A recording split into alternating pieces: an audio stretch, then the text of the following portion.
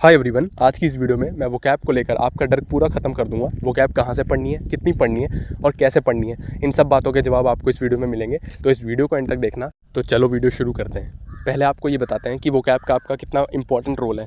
मतलब अगर जिस भी एग्ज़ाम में, मतलब एसएससी की अगर आप एग्ज़ाम दे रहे हो तो उसमें इंग्लिश तो आती है, और सबसे ज़्यादा तीनों सब्जेक्ट में अगर किसी की वेटेज बढ़ानी होती है ना एसएससी वालों को, तो वो इंग्लिश की ही बढ़ाते हैं और इंग्लिश ही बढ़ा रखी है। मेंस में चाहे सीजीएल का हो या सीएचएसएल का हो, किसी का भी हो, उसमें आप देखोगे कि इंग्लिश में सबसे ज़्यादा आप स्कोर कर सकते हो फुल आउट ऑफ फुल, और उसी के मार्क्स, उसी के नंबर ऑफ़ क्वेश्चंस भी ज़्यादा रहते हैं। और नंबर ऑफ़ क्वेश्चन जिसके ज़्यादा रहते हैं ना, उसमें आपको स्कोर करने के चांसेस भी ज़्यादा रहते हैं। ठीक है। और वोकैब तो आपकी ना हाफ से भी ज़्यादा 75% आपकी वोकैब पूछी जाती है इंग्लिश के पेपर में। बाकी ग्रामर और कॉम्प्रिहेंशन आता है, लेकिन वोकैब का रोल बहुत ज़्यादा है। तो आपको बताने की तो बिल्कुल ज़रूरत नहीं है कि वोकैब पढ़ना आपके लिए कितना ज़रूरी है अभी। तो आज की इस वीडियो में सब कुछ डाउट क्लियर करने वाला हूँ, कहाँ से पढ़नी है, कितनी पढ़नी है और कैसे पढ़नी है। तो सबसे पहले बात कर लेते हैं कि आपको कहाँ से करनी है। तो मैं आपको सबसे पहला एक बुक बताता हूँ जिससे मैक्सिमम लोग इसी बुक से करते हैं, क्योंकि ये बुक में ना PYQ दे रखे हैं। पूरे साल के जितने भी एसएससी में एग्जाम्स हुए हैं, हर साल जितने भी क्वेश्चंस आए वो कैप से लेकर, वो सब इस बुक में डाल रखे हैं। हाँ, मैं बात कर रहा हूँ ब्लैक बुक के बारे में।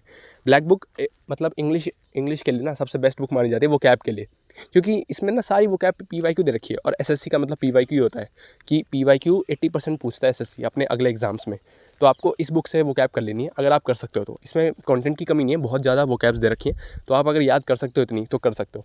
ठीक है, तो आप कर लेना इससे। अगर इससे नहीं कर सकते तो एक और तरीका है, वो मैं बताता हूँ आपको ना। कोई भी PYQ बुक उठा लेनी है वो कैप की, इंग्लिश की, जैसे कि किरण की होती है, पिनेकल की होती है। तो उसमें ना PYQ वो कैप दे रखी है, उसमें ना सॉल्यूशन को भी एक्सप्लेन कर रखा है।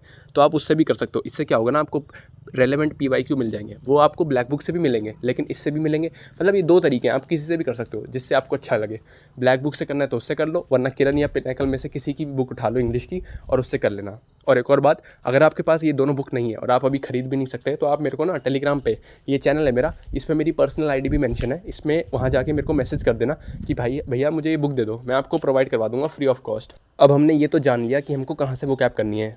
अब हम जान लेते हैं कि हमको कितनी करनी है वो कैब। देखो, आपको ना वो कैब ज़्यादा करने की इतनी भी ज़रूरत नहीं है, लेकिन अगर आपको ना मतलब MTS या कोई भी CGL CHSL कोई भी एग्ज़ाम निकालना है, वो कैब पूछी जाएगी, अच्छी खासी पूछी जाएगी, तो आपको इतनी तो आनी चाहिए, कम से कम 1000 वो कैब, 1000 से 1500 वो कैब आपको याद होनी चाहिए। ठीक है।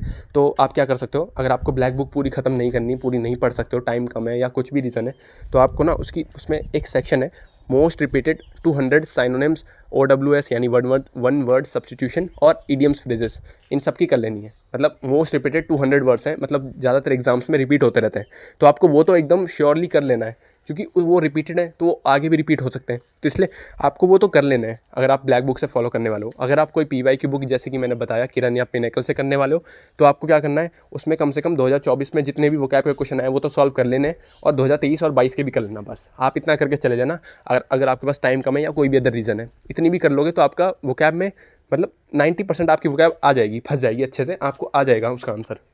तो आपको दो चीज़ें अभी तक क्लियर हो गई हैं कि वोकैब कहाँ से करनी है और कितनी करनी है। अब हम देख लेते हैं कि आपको कैसे करनी है। करने का सबसे बेस्ट तरीका आपको मैं बता देता हूँ, जिसको मैंने फॉलो किया है, जिससे मैंने 2000 से 3000 वोकैब याद करी हैं अभी तक। ठीक है। तो वो तरीका ये है कि आपको ना रोज़ पहले तो 50 हर वोकैब पढ़नी है। इतना आपको करना पड़ेगा अगर आपका एग्ज़ाम पास में है, वरना कोई लोड मत लो, धीरे धीरे कर लो। जैसे रोज़ की 20, जितनी आपकी कैपेसिटी है, आप 10 कर सकते हो तो 10 कर लो भाई, लेकिन रोज़ करनी है आपको, और रोज़ करनी है। फिर अगले दिन उससे अगली वोकैब करनी है, उससे अगले दिन उससे अगली करनी है। जब आपके कुछ वर्ड्स हो जाए ना और आपको लगे कि मैं भूल जाऊँगा, तो सारों को एक साथ पढ़ लो, और जिसमें जो वर्ड आप भूल चुके हो उसको अंडरलाइन कर लेना या कोई भी हाईलाइट कर लेना, और जो नहीं भूले उसको छोड़ दो, मतलब उसको, वो तो आपको याद हो ही गया। ठीक है। और जो नहीं याद हुआ ना, उसकी रिवीजन करो ज़्यादा से ज़्यादा। ऐसे कर करके ना आपको बहुत सारी वोकैब याद हो जाएगी। रोज़ की रोज़ करनी है आपको, कंसिस्टेंसी नहीं छोड़नी है, बस ये याद रखना। ऐसे करते जाओगे ना तो आपकी वोकैब एकदम अच्छे से आपको याद हो जाएगी, आप कभी नहीं भूल पाओगे। बस इतना कर लेना और आपका वोकैब सेक्शन एकदम क्लियर हो जाएगा, आपके कोई मार्क्स नहीं कटने वाले। बाकी अगर आपको ग्रामर सेक्शन पे भी ऐसी वीडियो चाहिए तो मेरे को बता देना कमेंट्स में, मैं उसके ऊपर भी ऐसी डिटेल्ड स्ट्रैटेजी वीडियो बना दूंगा। बाकी ये जो मेरे टेलीग्राम चैनल है, इसमें आपकी बहुत हेल्प होगी। आप एक बार ज्वाइन करके देख लेना क्या क्या मिलता है इधर आपको फ्री में, तो आप इसको ज्वाइन करना कंसिडर कर सकते हो। आपसे मिलूंगा अगली वीडियो में। Thank you so much for watching.